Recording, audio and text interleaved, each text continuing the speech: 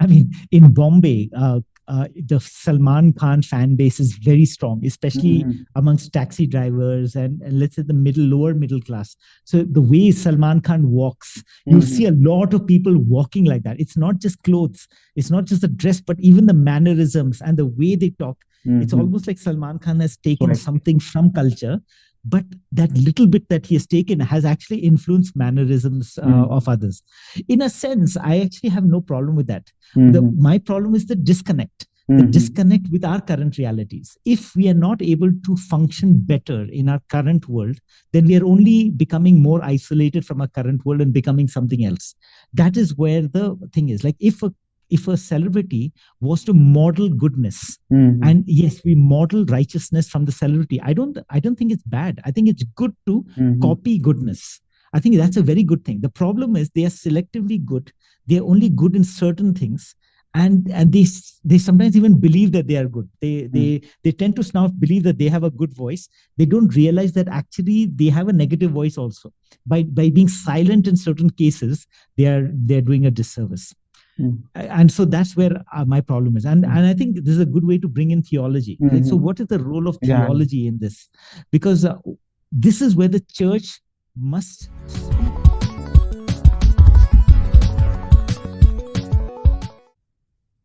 Today, I'm elated to be engaged with Nigel Ajay Kumar for conversation on theology, culture, and media. Nigel Ajay Kumar is a theological consultant based in Bengaluru, India.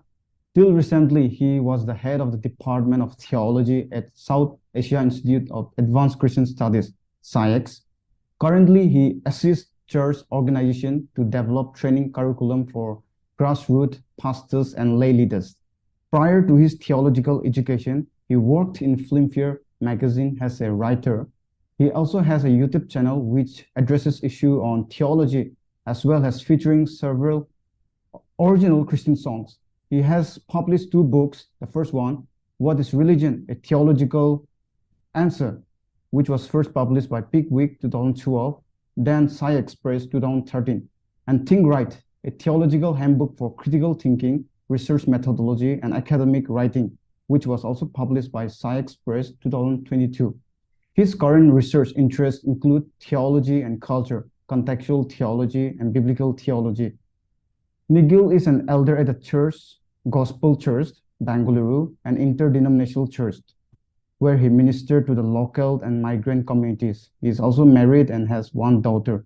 So, giving this brief description about Nagel, I believe he is the right person and resourceful person to be engaging in discussing the issue of theology, culture, and media. Thank you, sir, for joining with me. Yeah. Thanks, Hagam. Thanks for having me here. Yeah, let's begin with uh, the preliminary concept of culture and theology. So, if you can help me to define or help me define what is culture and theology, or what is their relationship between. Uh, okay, that's a big question. What is culture and what is theology? Yeah. I when I teach culture and theology and culture, Mm. we have a whole long section of discussing this very topic. Yeah. But if I was to simplify, Mm. I would say that there is a visible aspect to culture. Mm. The culture is what we can see. It's our language, it's our dress sense, it's our food tastes, Mm. it's even our allegiances. So there are many things, the way we build our houses, the way we drive in the road, all that is part of our culture. Yet there is also a hidden aspect of culture. These are Mm. the beliefs and values that are part of our society. So what is visible is, let's say, what we can see, but hidden is the beliefs and values that are not always visible, that we don't always see. So Mm. that would be culture. Culture has both a hidden and visible aspect to it. Mostly it's visible. The hidden Mhm. aspects we have to interpret a bit and to figure it out. Theology, in the same way, has a visible and a hidden aspect. But Mm. theology's visible aspect is not always visible. So, but it is defined by its hiddenness. So, Mm. theology is usually referred to my beliefs and my values. But Do I live out my beliefs and values? Not always. So I might say, we should love one another. But in my life, I may not love one another. So what is seen is not my theology, but but what is hidden is my theology. But what I want to say is that, like culture, which has a hidden and a visible aspect, theology also has a visible and a hidden aspect. We want our theology to be visible, which means we want our theology to be worked out in culture. So how I drive should be influenced by my theology. How I eat should be influenced by my theology. But sometimes it's not. Sometimes we just believe certain things, but we live lives without thinking of how our theology impacts it. So if that would be a simple way of looking at it. They're very similar, theology and culture, but theology tends to stay hidden and culture tends to be visible. That would be one quick way of answering that question. So should theology be the influencer of culture? Or okay. how Yeah. does So this? should yeah. According to It's a you. good question. Should theology influence culture? Yeah. So let's just say that culture is influenced by ideology. So all our beliefs and values come from somewhere. So we call that ideology. That ideology can be shaped by our economics, by our politics, by our religion. So in some cases, our ideology is religious ideology. In some cases, it is just our view of men and women, our sociology, our view of economics, what we believe about wealth, what we believe about beauty. All that is shaped by many ideological aspects where culture is influenced by all that. Now, should theology influence that? Obviously, we would like to say yes. Speaking from a Christian framework, a lot of understanding about Christianity is that we want to shape the ideology of a society. We want to shape the thinking of the society. However, we must understand that culture is influenced by a lot more than just religious ideology. It's shaped by thinking about, like I just said, politics and sociology and all that. So if theology only tries to impact the religious aspects of culture, it would not understand how culture is actually much bigger than just religion. Culture is a much bigger category. And if we say theology must impact culture, it must impact the beliefs and values of all aspects of culture, not just the religious aspects of culture. And that's what the discussion often is when we talk about theology and culture. We try to say that, look, don't think about theology as only the beliefs about the moral beliefs. Theology is also related to the creative beliefs, the views of society, views of economics, the views of cleanliness. Theology must impact all this. So in a sense, what we are saying is what I believe must shape my full ideology that impacts my culture, that impacts my life. I think this even theology of culture was first developed by theologian like Paul Tillich, I believe, in his book Theology of Culture, where he addresses these issues. He started composing with the ancient culture to the postmodern society and even to the present situation. So he has tried to differentiate between sacred and then religion. So sacred is always considered to be holy, and then whereas the culture is always considered to be profane. So he tries to differentiate between that, and then he has also come up with suggestions saying that our society should be impacted by religious view, and that way I think he's trying to come up with issues like with ultimate being. So I don't know if that also makes a I don't know. I mean, yeah, it's interesting. I mean, if you're bringing up Tillich over here, one of the ideas of Tillich was correlation. He did not want Christians to just stay in the Christian world, and neither did he want what we can call the secular world to exist without God. What he was believing that the ultimate being or the ultimate reality or the ultimate truth must impact not just the Christian world, but the secular world. But the secular world must engage with the religious world. I'm just using these categories, which are not really Tillich's categories. But the religious world must also impact the secular world. So there is a correlation. There's always a dialogue between both. If you exist in isolation, there will be no interaction and no engagement, a positive engagement. But the reality, the truth of a social being lies in the engagement with the ultimate concerns of a person, as well as the social concerns of the person. And they must always dialogue, always interact. And there's no like balance, like to be, it's always a dialogue. Like you'll first go this way, then you'll go this way, then you'll go this way. And so that was what was interesting about Tillich, about that correlation, that dialogue between culture and, you can call it, the religious here. Even Richard Neibuhr, he wrote Christ and Culture, right? Where he said that culture and Christ cannot come together, because he believes that culture is, generally when he said culture, he's talking about the world, the sinful world, where Christ opposes sinful nature. But at the same time, he comes up with some suggestions saying that Christ can transform or redeem the culture, because that is what he did. So it's a brilliant thing that he has brought. So yeah. So according to you, like, how can one live consistency with God in this kind of, culture in a postmodern time? Okay. Okay. So so can you just rephrase the question? Is it how can you just rephrase the question for me? I will give you in a theological framework. How can one's theology be anchored in God rather than in a culture that drifts away from God? Oh, okay. Yeah. If you don't mind, I'll try to answer it not sure. From the theological thing, from a more current social way. Sure, we can. And this comes from your last podcast. Remember, you had Anushree Gupta, and she was talking over there about palmistry, music, and then you asked her question. What would be your question for your next podcast? And then she said, "How do you define self-love?" And for her, the problem was that self-love is so important in our culture, but sometimes it can lead to self-obsession. So how would you do that correctly? So how would you love yourself well?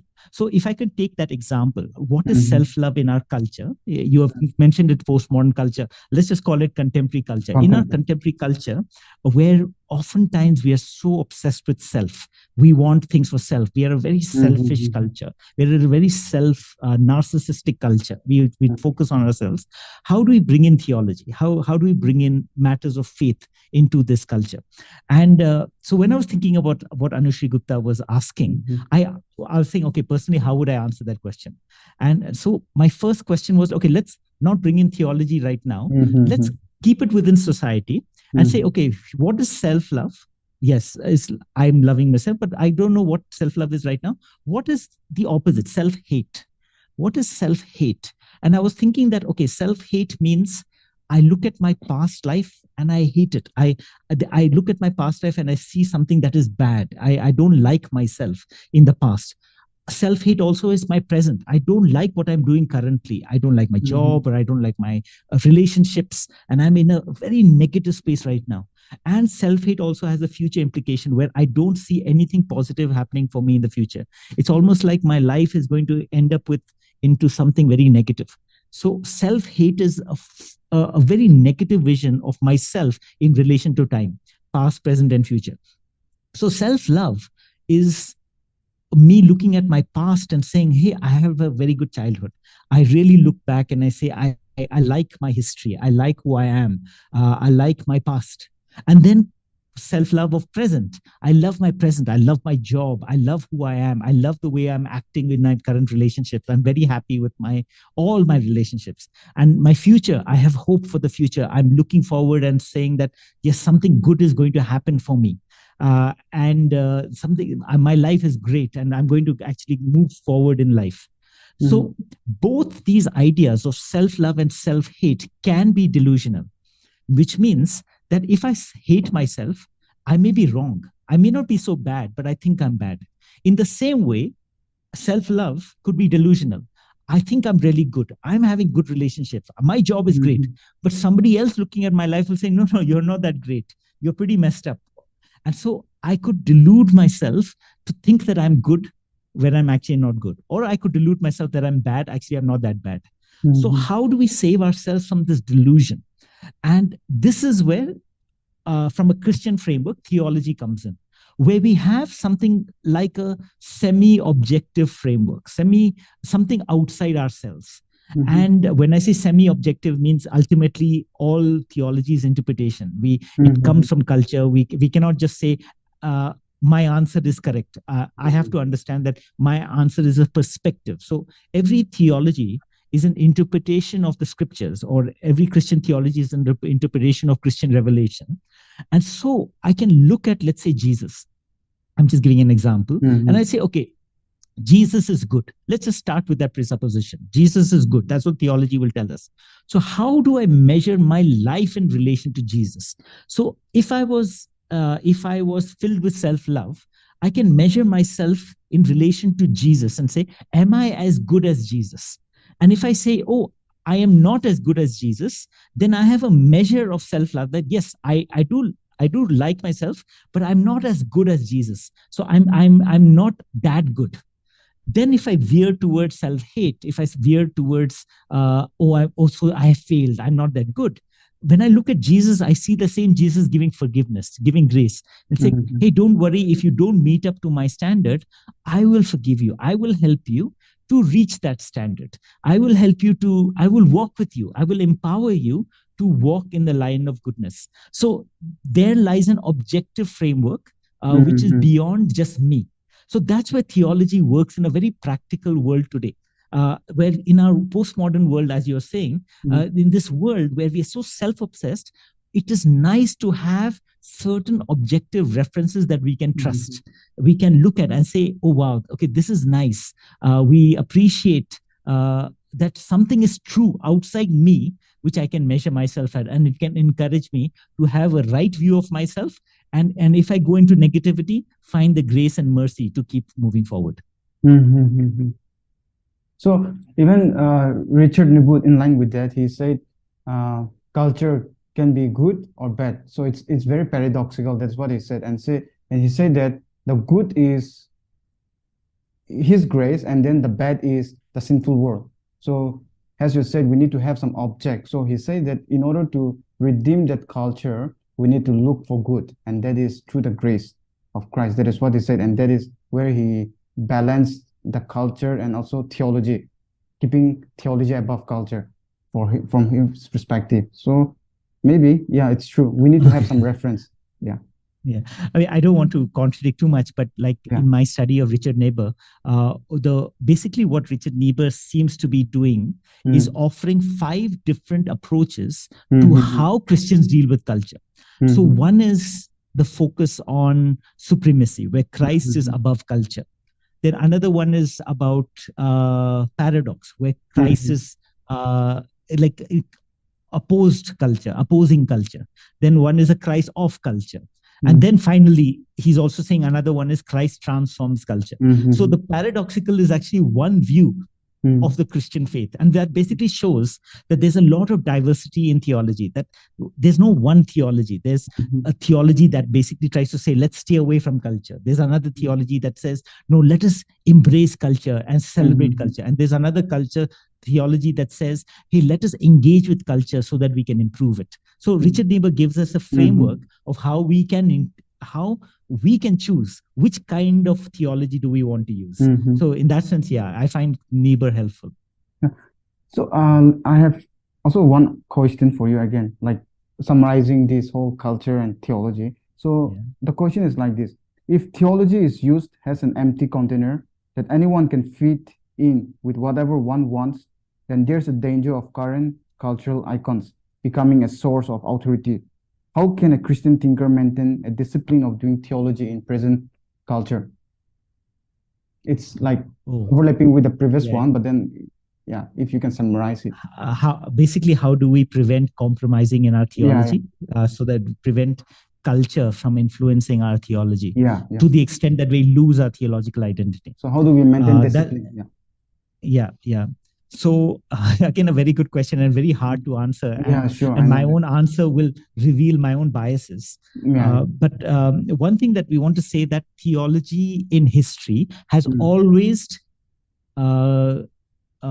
engaged with and we could even say compromise with culture. Mm-hmm. When we say theology, which we mean people like you and me, Mm-hmm. when we look at the Bible, when we look at the culture, and when we try to bring back here and there, we always find that the culture influences our questions, the culture influences our thinking. It's quite natural, because if culture is our um, not just our how we go to church, or how it's not just what we wear, but even our thinking frameworks, even our language, even our philosophical thinking.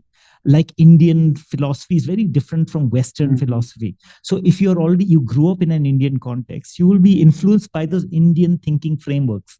That will naturally come. It's like you're born with it. So if theology naturally, and therefore compromise is the wrong word, but naturally is enmeshed with culture, theology cannot be taken out of culture, then the question becomes more complex. How do you preserve a theological authenticity when we are so enmeshed? So, in a sense, we are not an empty vessel. We are already part of culture. But how do we preserve uh, the truth? Now, one thing I want to say, and I really like what you're doing, Hemong, is that theology must engage with culture. That is goes without saying. It's like theology without culture is completely abstract. It's almost like somebody sitting in a mountain praying and writing something that makes no sense to the world. So theology was intended to speak to the church and help the church speak to the world. So the theology means our words about God, our explanations about God, our understanding of who God is. We need people to take God's word and make sense to our current generation. That is what is basically theology. Theology is almost like a sermon, making sense of God's revelation for today's world. But so therefore, if we don't make sense to culture, we are basically irrelevant. So first, let's say positively, we must engage with culture. But how do you protect yourself? And I think let's go to the basic 3 or 4 ways people use to protect themselves. One is use an standard, which for us, for conservative Christians, would be, let's say, scripture. So the Bible remains a faithful document of God's revelation. Yes, it must be interpreted. Yes, it is also a cultural document. And yes, we need to be careful how we take it for our today's world, but it still remains a document of more authority than my own words. If I was to say something, and if we were to read a Bible verse, the Bible verse has more authority than my words. Okay, so that's already one. That's how some conservatives will say, give authority to something external, which is scripture. One. Second is give authority to a community, that you alone are not making the decisions. You alone are not making decisions of what is right and wrong. You test your words with the church. So when you speak something, allow somebody to correct you, allow somebody to check your own interpretations, allow somebody to check your own theology. So if I say this is who God is, then somebody else can say, no, I don't think so. Or I think you're right. However, you're missing this point. And in a sense, your podcast, engaging with other people, is what we say. All learning must be a community. You like even academics is a community. It's not just I write my own thesis, but we write in a context of other scholars. So even theology is we speak in the context of the church where other people can correct us. But there's a third thing that can also test us and also keep us honest. And this is something that's very risky, but we often forget it, is the honest experience of God himself. Now I'm using God himself because I come from this framework. But, you know, many people just talk about theology as if it's a study, as if it's a book, as if it's biblical studies. You just read and try to interpret scripture, the text. However, it's not just about the text. It's about God and God speaking to me, God saving me, God helping me. I know this has been misinterpreted and this has been abused, but it doesn't make everything about it wrong. Authentic spiritual experience is also another way we prevent ourselves from going on the wrong track. If I start becoming inauthentic in my life, if I start lying, if I start being a hypocrite, I would know it, because only I would know it. So being authentic to the truth, to who God is, what he is saying to me, and trying to stay faithful to God, not just faithful to text, not just faithful to church, but faithful to God himself, to God, where God is the one who talks to me. Now, of course, we'll say, how does he talk? Through scripture, through the church? Yes, but there is a real sense where God is living from the conservative Christian framework. If God is living, then he is the speaker, he is the author, he is the primary community. So our authentic experience also enables us to be on the right track. So as far as I have like personal interaction with God, it helps me to be honest. So Bible and the church and experience would be three ways we try to preserve our voice in the midst of cultural cacophony, where there's so many voices in culture, but the God voice can be brought into our words. Yeah, good. Yeah, response. I was impressed. Sir, you have also worked in film fair, and then you might have a lot of ideas, the scene behind those awards. I'm not from that, so I would also like to ask you certain things from there as well. So what is the relationship between pop media, or you say Bollywood in our context, and then in understanding Indian culture? Does Bollywood project, Indian culture, like has genuinely as it's supposed to be? Yeah. I think that's, I mean, that again, another good question in terms of it's very much around us. I mean, it's not just Bollywood, but we're talking about Tollywood and Collywood. We're talking about all Indian media. Like there's a huge industry. In fact, the Indian movie industry, including the ones in the northeast of India and northern India, southern India, are so rich in the way they appeal to the culture. So the question is, how do these relate? Does culture influence our thinking, or do we influence the media, and how does it work out? Now, I want to say that this kind of question, not much has been written about it, but there are things that have been written about it. So there is work and research about the relationship between popular culture and mass cultural understanding of self. So this has been an understanding, and I would like to say that if you look at it positively, it's not like Bollywood corrupts culture, but culture and Bollywood are like symbiotes. They work together. The culture influences Bollywood, and Bollywood, and I'm just using Bollywood as a shortcut. The Bollywood, or the pop culture, the movie industry influences the culture.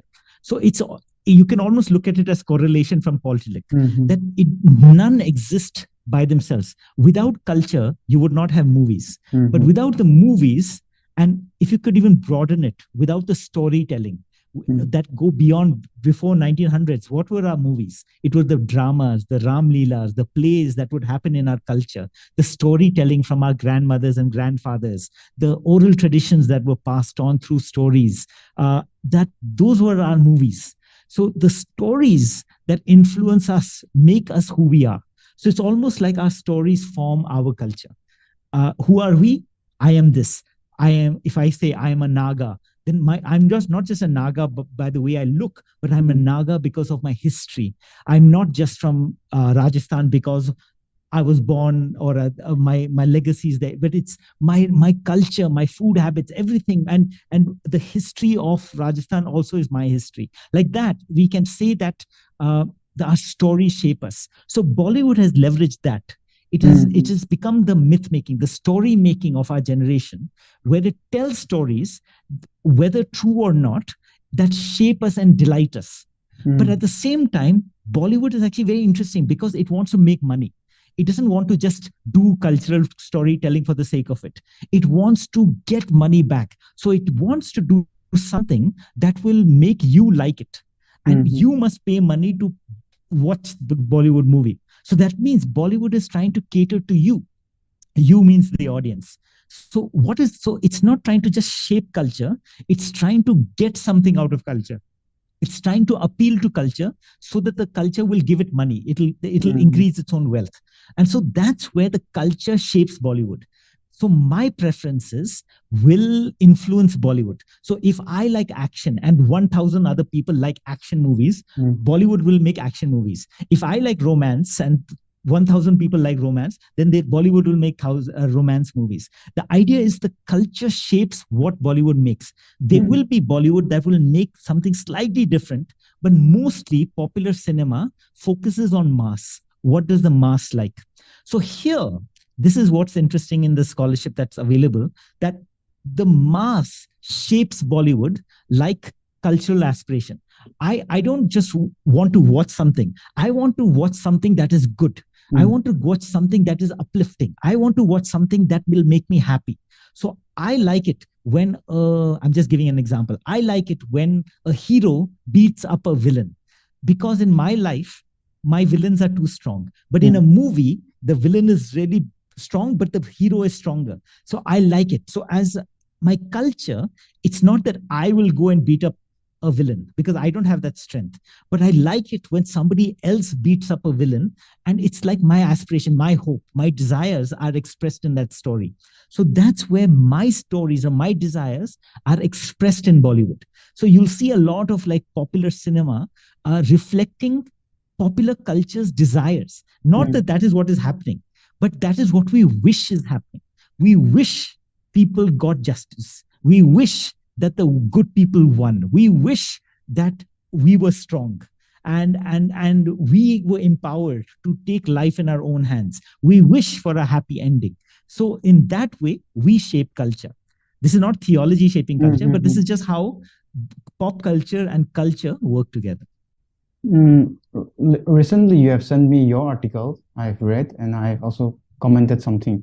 Yeah, you have taken the reference of PK, oh my God, and all of that. So you have, you have mentioned that it doesn't necessarily project the authenticity of, I mean, the religious issues, but then it's a kind of aspiration. That is what you have concluded. So if you can elaborate on that. So the article was in this. In fact, I've got the book with me. Was in this book, which is Religious Freedom and Conversion in India. I don't know if you can see it clearly, but that is the book. It was about religious conversion and religious freedom, religious conversion, and it was a consultation. It's not saying we must convert. It was trying to understand what is conversion. So my article was the last article in this book. There were many people writing an article.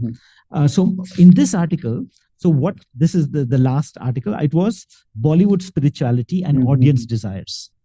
So what I basically said was that in Bollywood popular culture, mostly we see a very tolerant understanding of religion. Generally, we don't see putting down of religion by the hero. The hero will support religion, so support religious identity.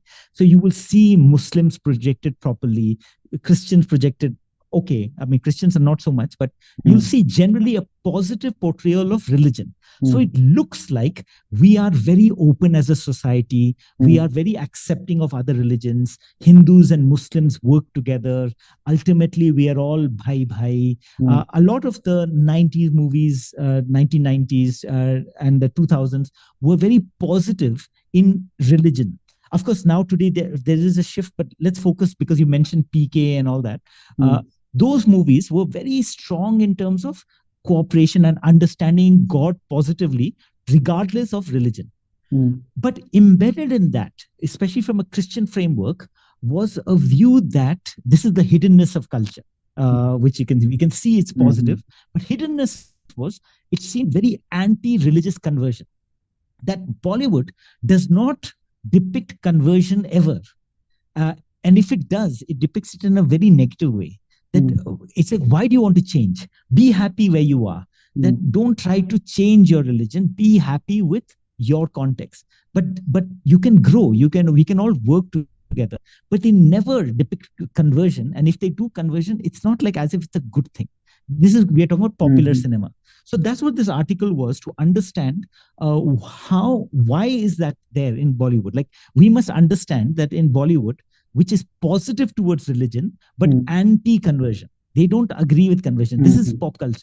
So what I said was that this, using research on Bollywood cinema, was that the audience wants to believe that about themselves. They want to believe that they are an open society. They have no problem with Muslims, and they don't mind Christians, or they don't mind any other religion. So we as a nation, or we as a society, are very tolerant. We believe that about ourselves. So we influence Bollywood with that. So PK has a very strong view that religion is, no matter what I am wearing, ultimately I am the same person. in my nakedness, I am human. But in my clothes, I may be a Muslim or a Hindu or a Christian. And sometimes we take our clothes and we make a big deal about that. But ultimately, we are one. We are one. So that's great. That's a great message. And that's what we believe as a society, and we impose that on Bollywood. But in PK, there is no allowance to change. That one cloth is better than the other. It's almost like the essential is this. So that is also what society believes. Society in general, in Indian society, generally, the society doesn't like. It's not about the politics, and it's not the politicians who have a problem with conversion. General society in India is very anti-conversion. They say stay your own lane. If you want to be a Muslim, be a Muslim. If you want to be a Christian, be a Christian. But don't expect me as a Hindu to change. That's the general mass opinion. It's not like this. It's not like every single person, but it's like you'll generally see this on the bus, in the road, in the trains, wherever you go. You'll generally see people happy with being who they are, and you be who they are. So that is also reflected in the movies, where Bollywood does not want to do anything that will upset society.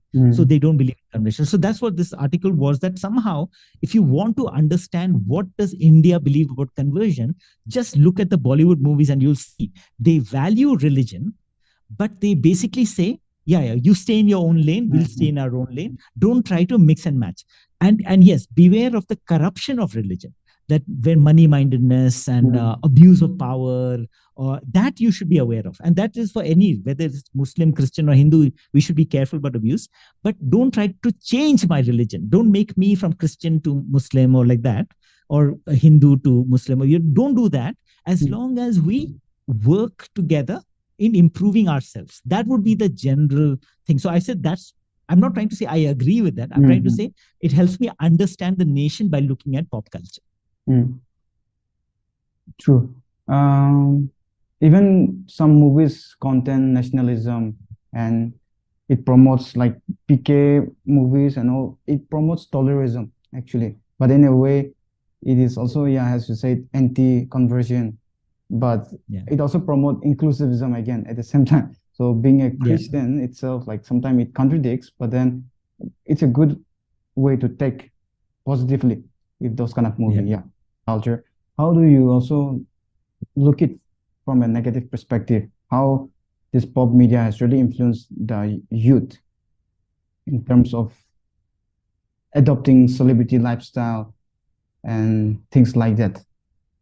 If you can give us a little I think that's like, I'm not that much of a specialist in understanding the positives or negatives of media, like in the sense of you need to do a bit more empirical evidence for that, to actually study the influences.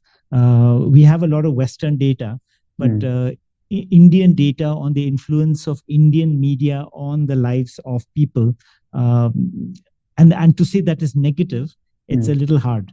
I mean, we can see the influence of media in the life of people a lot, but that it is negative is a matter of point of view. You know, if I could say that something is good, but somebody else may feel it's bad. You know, so that in that way. But let's look at one example of the, like you said, hero culture, and that is true. That in the sense that our movie actors are the biggest celebrities over here, and so their influence is illegitimate, in the sense of they've not done anything to get our adoration. They've just acted in a movie, but somehow people in mass follow these people and listen to them and get their advice, and they think that they have a platform. Or sometimes they don't speak when they should speak, but we still adore them. So that is one thing of, it's where society has a skewed view of who is valuable, who should be listened to. And here we see the problems of media. I mean, the thing is, in America, similar things happen. It's not so much with movie actors, but with singers. In America, the singers are the huge celebrities. And yes, even movie actors, but singers are like, they're like stop here. Over here, the singers are not so important, but the movie actors are. I think the only people who've sort of broken it recently are the current government, like our Prime Minister Narendra Modi, who's a celebrity in his own right. Like, and so a lot of people are gravitating towards him. Similarly, in the politics in South India, there was a politician called Jayalalitha. There was this mass following for her. So these celebrity culture is not just media, but we see that a lot influenced by media. So the way we admire our heroes is now transferred to certain people we admire, like politicians. Whether they deserve that or not is a separate issue. That's not what we're trying to say. But there's this mass appeal that they may not have done anything positive to me, but I still like them. They may not have done something to help me, but I adore them. Over here, we also do that to sports celebrities. It could be whether it be football celebrities, but in India, in the larger Indian realm, the cricket celebrities, like what have they done for us? I mean, nothing to me personally, but wow, oh, Mahendra Singh Dhoni or Virat Kohli or even Sachin Tendulkar, whose birthday is today, by the way. And there's like this whole thing about wow, these celebrities, these people. So I think if you look at culture, our culture is a culture of celebrity. It's not so much Bollywood only, but a lot of us love to follow people who may not have anything to do with me. Like the devotion that I give to, let's say, Virat Kohli, what if I give to my own father? You know, like that. If I give it to my own local heroes, the shopkeeper around me, the person who clears my garbage, if I give my devotion to the people around me who are actually helping me, who are actually doing good, then our society would be healthier, where we value the people who value us. But somehow we value the people who are above us, beyond us. And somehow in that, we hope that we can escape our current reality. So there lies a negative of media, where it leads us, it's basically culture, where it leads us away from local realities to a fantasy world. Like even like our Prime Minister Narendra Modi, which is fine. Like many people adore him and he's like whatever he's doing. However, your local politician, do you know his name? Do you know the person who's in your municipal department? Like, why do we know the person there who may not even know me, but the municipal department actually has my records? Shouldn't I know that person? Shouldn't we engage with them? Shouldn't we engage locally? And what has happened is that pop culture leads us to away from our culture, ironically, where actually our culture is much more local, the people around us, surrounding us. And perhaps that's the way where we can see that does our media or does our culture lead us to empower us to live better in our lives? Or does it lead us to be more distant from our life, where I would rather watch a movie, or I would rather watch a cricket match, or I'd rather go watch big politicians rally and not forget and forget my day-to-day responsibilities, that I'm supposed to do this every day, or I'm supposed to do this, interact with these people in a good way. And I don't do that, but I talk a big game about something else. So I think that's one problem of culture that media has, that it tends to make people care for things that have nothing to do with them. And so that mass popular culture has that effect. In my opinion, I think this pop culture plays actually very big role in shaping the society. Looking it from a Western perspective, you look at today's singer or any celebrity, if they come up saying that they are gay, or I'm not saying I'm not for it, or I'm not against of it, but when they come up with such statement like that, naturally, like the followers tends to become like them, though they are not necessarily one of them, but then they really influence them in a way. And then the idea of wokeness, they're trying to be woke, but at the same time, it creates a problem at the same time. So media is also really influencing society in a way, youngsters. Yeah. I mean, you're right. I mean, it goes a little bit with what I'm saying in terms of people who have nothing to do with my life start influencing my life. Like Western, like an American celebrity, who cares who he is? I mean, there's no understanding of my life, but somehow I will listen to him or I will listen to her and let her views shape my life. Like, I don't know about Mhm. like their particular views, but why are we talking about Western problems? Like, Mhm. we have enough problems here to talk about. Mhm. And are they even saying a single thing about what affects us? This was one of the problems with American celebrities, which was selective outrage, where they would get Mhm. upset about certain things, but not upset about other things. The same was a problem with Indian Mhm. celebrities, where Indian celebrities would talk about. There was this joke about how there was one elephant who was being abused, and everybody, all the celebrities, spoke Mhm. out against this abuse of this elephant. Oh, so terrible, terrible.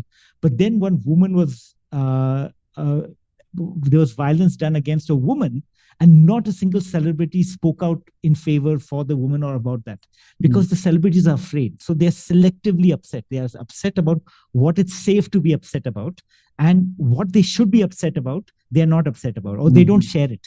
So it doesn't teach us what is correct. I mean, if they Mhm. did teach us what is correct, it would be great. I think Mhm. it would be nice if they could speak and influence us to help us to Yes. cope with our living reality. But Mhm. today we live with a life which has a lot of violence and a lot of struggle. But none of the celebrities help us to deal with that struggle and that violence. But they help us to deal with what products we should use in our life, or how we should work hard to succeed in something else, which may or Mhm. may not matter. So what the celebrities are talking about may have no relevance to my life, and it may lead me to become disconnected to Mhm. face the very struggles that I'm going through. So I'm not trying to say celebrity influence should not be there, but Mhm. it's skewed. It is too limited, and we tend to follow what they are following, and we forget the problems that are happening here. Yeah, they become a mirror for us actually. Then we try Yeah. to adopt them. Yeah, And we don't escaping the see, the reality. thing is, like, yeah, like Mhm. you said, westernization even of clothes. We Mhm. wear what they are wearing, but forget what my Yeah. grandmother is wearing or what my own culture is wearing. So I follow whatever they were doing, I want to do, and I Mhm. forget my context. True. There's a memes where Kanye West, the very popular Yeah. rapper, he wore the torn, ripped long pant, and then it became Mm. a huge influence to many youths. They started wearing, and Mm-hmm. then earlier they may not necessarily like it, but since he started Mm. wearing, it becomes dini, it become very popular. Things Yeah, like yeah, that. yeah, Yeah, those are actually yeah. not necessarily.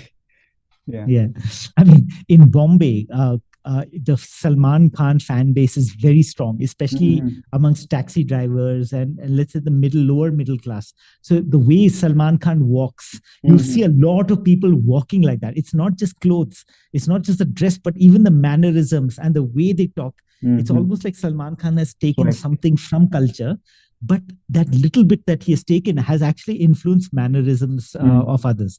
In a sense, I actually have no problem with that. Mhm. My problem is the Mhm. disconnect with our current realities. If we are not able to function better in our current world, then we are only becoming more isolated from our current world and becoming something else. That is where the thing is. Like, if a celebrity was to model goodness, Mhm. and yes, we model righteousness from the celebrity, I don't think it's bad. I think it's good to Mhm. copy goodness. I think that's a very good thing. The problem is they are selectively good. They're only good in certain things, and they sometimes even believe that they are good. Mhm. They tend to now believe that they have a good voice. They don't realize that actually they have a negative voice also. By being silent in certain cases, they're doing a disservice. Mhm. And so that's where my problem is. And Mhm. I think this is a good way to bring in theology. Like, so Mhm. what is the role of Yeah. theology in this? Because this is where the church must speak out. And not I'm not talking about the church in India, I'm talking about the Mhm. local churches. The local churches should not be leading us to abstract theology that Mhm. makes sense only in America. We should be making sense to the people who are living in our streets. Does what I'm speaking about Jesus, or does what I'm speaking impact the lives of my local community? Sadly, what is happening is we learn a theology, or we learn something that only makes sense in my mind. But when I live my life, it doesn't really make any sense. So that is where I feel that the church must not follow celebrity culture, must not focus on abstract truth, must Mhm. focus on truth that is relevant for our culture to help people live and face the struggles that they're living and facing today. True. Uh, if celebrity could show a good example, actually, the society can has a lot of transformation.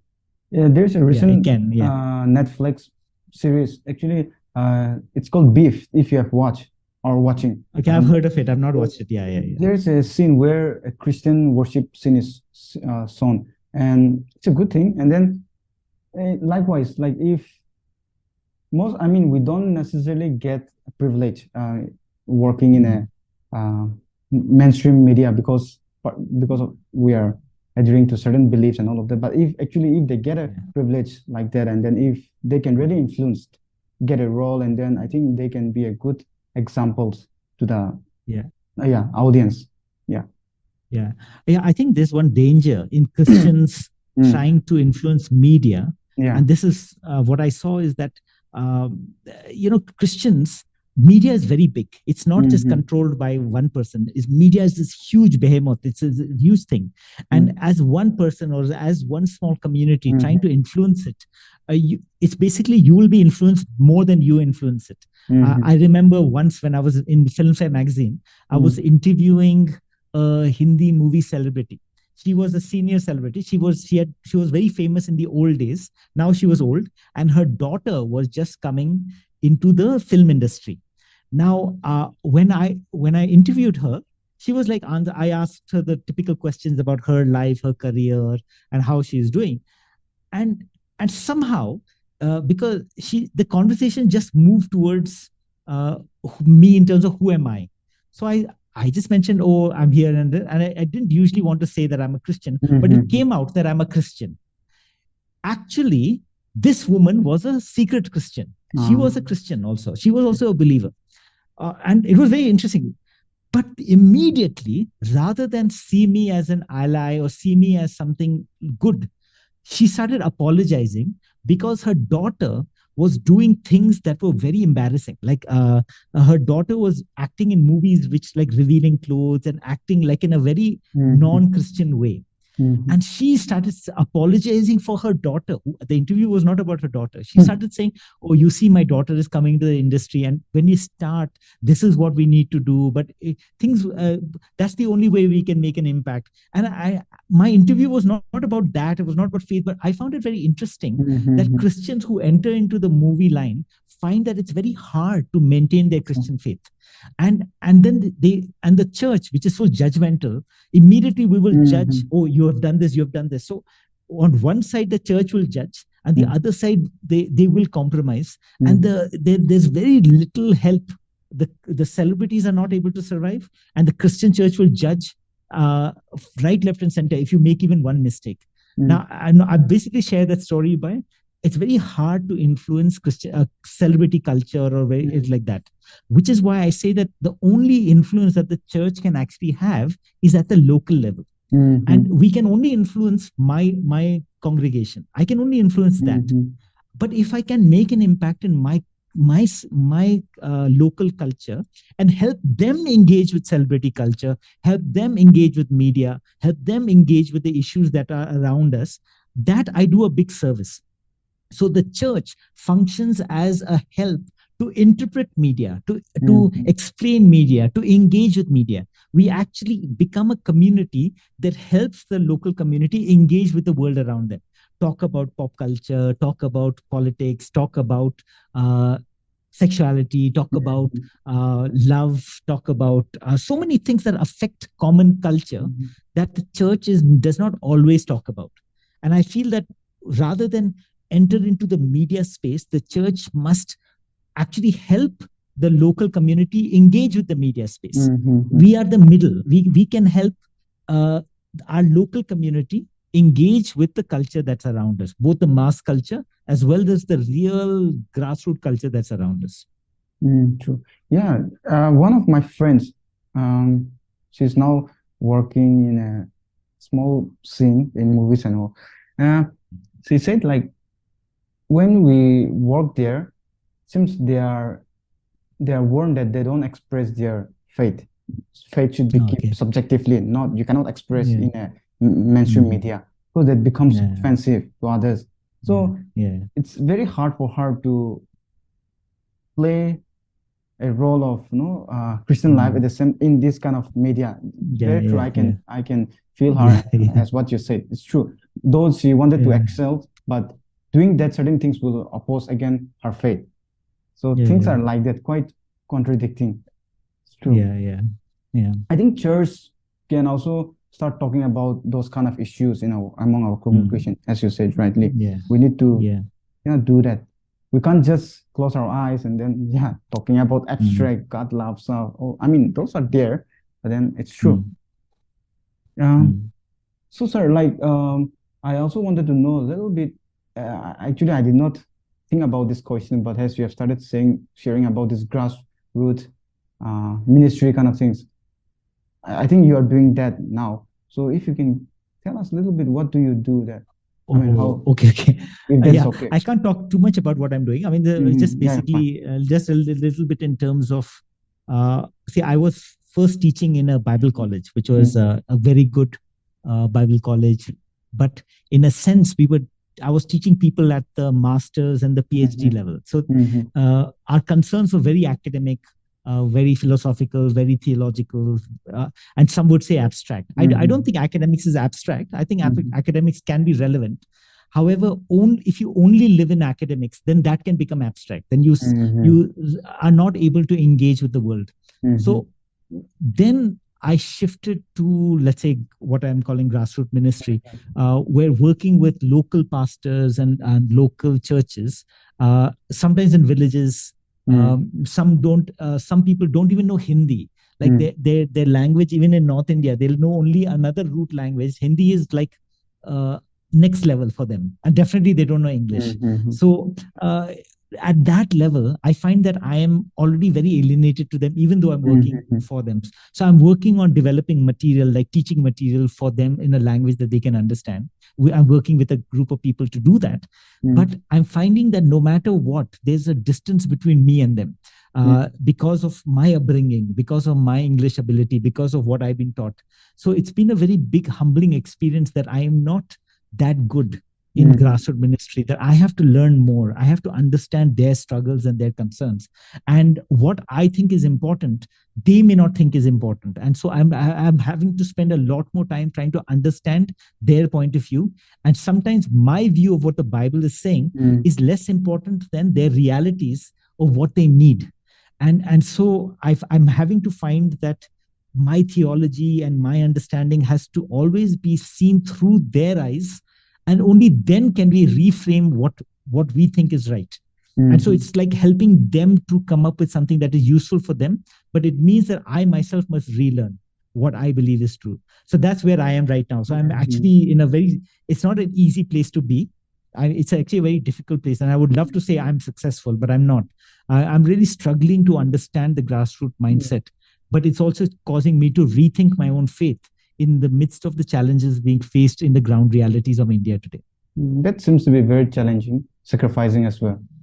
Um, Sir, so we can wrap up with answering the previous question. I don't. You have answered a little bit of the previous Mm. guest question Mm. in a Yeah. while, but if you would like to elaborate it more, like answering her Oh, question, is that she goes doesn't. the Yeah, restating that same question, that what do you define self love? yeah, she couldn't Yeah. understand what is self-love.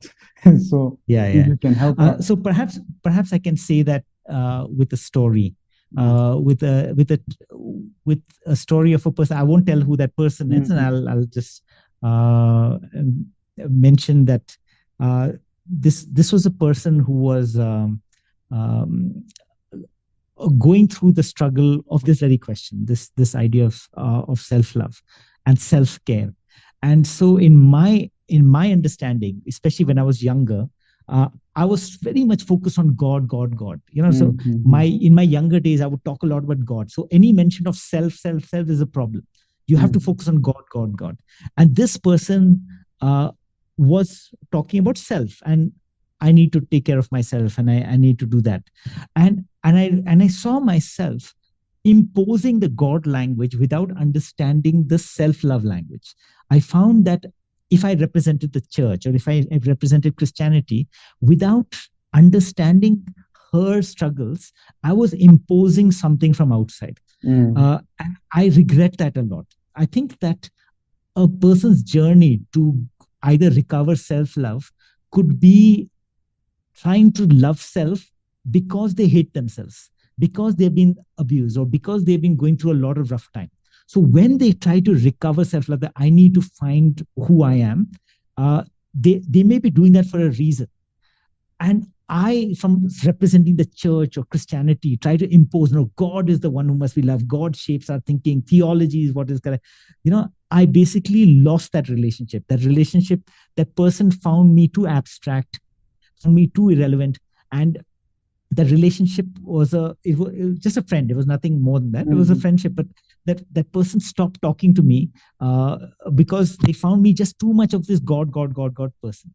Only later did I have the perspective that I have a bit now, that firstly, just understand the situations that people are going through. Don't impose the theology immediately. First, understand. The first step of theology is actually to listen. Listen to what people are going on. So if a person is struggling with self-love, what is self-love? First, understand what they are actually talking about. Is it something that they want to recover? Are they being hurt and they want to regain their strength? Or is it pride? Sometimes it's not just pride all the time. It's not just self-obsession. Sometimes it's a real need that they need to rebuild themselves. So first, understand the situation. Then within the understanding of the situation, speak with compassion. Speak with the love that understands who they are and wanting to help them, not wanting to preach. I should not try to impose my perspective onto them. But if I'm going to say something, I hope what I say will help build them. It will help them. Like, will help them in their own journey of self-love. If they want to gain love, or if they want to grow in their understanding of who they are, they want to have a positive self-esteem, speak in such a way that will help them to achieve that in a positive way. Everybody wants something positive. Nobody wants negative self-love. They want positive self-love. So how do we help that without imposing? So one thing which I realized was the power of being quiet. I think being silent, be quiet. Be a listener. As theologians, as church members, as Christians in society, first let's understand what is going on. Then speak with love, which means speak to build up. So in terms of self-love, all I can say is that self-love is important. I would love to say we measure our love in relation to God's love. And if only I can say to everybody that, yes, we are not alone. And yes, self-love is good, but we need community love. And if we can model community love where I am not alone in my love, somebody also loves me, I also love someone else. And that is buffeted by God's love for this world, where we love one another because God first loved us. That is only healthy. Then my self-love will be a healthy love, which is community oriented as well as God oriented. So that's something that I find I have grown in that thing, where I don't try to impose this paradigm, but I do know that true self-love will be expressed best in community and in relation to God. Yeah, she may not necessarily be a Christian, but I hope your answer may help her. Thank you for that. Yeah. So if there is one question that you would also ask the next guest, it could be anyone. So what would be your question for the next guest? Okay, so I've got a way out for that. So rather than me asking, I think it's a challenge for anybody who's listening right now in this podcast. I would say open it up to the community. As a community who is listening to Heigomzong's podcast, and I hope there'll be more who are trying to encourage Heigomzong in this way, put your questions in the comments. Just put it down. Just say, I would like this to be talked about. I want this to be talked about. And I think that is better. I think I don't even know who you are, the listeners of this podcast, but you know who you are and you know what questions you have. I would say spam Heigomzong's comment box by many questions. Put 2 questions, 3 questions, 10 questions, which he should talk about, and try to find people who will address them. And so it'll be interesting to see if anybody does comment below, comment on the questions that you would like Heigomzong to answer next in his next podcast. So I'll leave it open rather than me offer. It's a challenge for the listeners to put your question down so that Heigomzong will be inspired. Not just one, put more. That's a good suggestion, sir. Thank you so much. I think yes, sir. I keep saying this. Don't call me sir, Heimong. Yeah, I'm yeah. not. I'm just thinking public. Please, I not feel sir. so Just uncomfortable Nigel. calling your name. That's all. Yeah. Yes. Thank you so much, Nigel. Then it was Yeah. really my honor to talking to you. Yeah, thank you so much. Yeah, thanks, Heimong. Thanks for having me. Yeah. Okay, then. Yeah, we'll wrap up. Okay. Okay. Yeah. Have a great day. Yeah. You